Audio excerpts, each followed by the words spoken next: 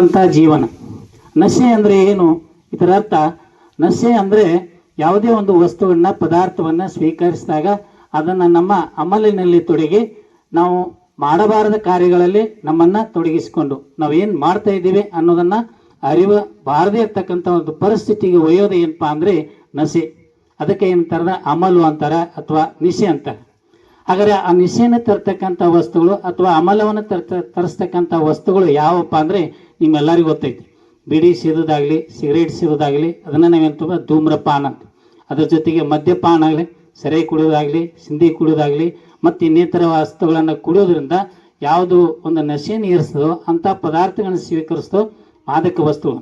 ಅದಷ್ಟೇ ಅಲ್ಲ, ತಂಬಾಕು ಸೇವನೆ ಸಹಿತ, ತಂಬಾಕು ಸೇವನೆ ಅಷ್ಟೇ ಅಲ್ಲ, ತಂಬಾಕು ಸೇದೋದು ಅಷ್ಟೇ ಅಲ್ಲ, ತಂಬಾಕು ತಿನ್ನೋದು ಸಹಿತ ನೀವು ನೋಡಿರ್ಬೋದು. ಎಲೆ ಅಡಿಕೆ ತಿಂತಿರ್ತಾರೆ, ಅದ್ರ ಜೊತೆಗೆ ತಂಬಾಕನ್ನು ತಿಂತಿರ್ತಾರೆ.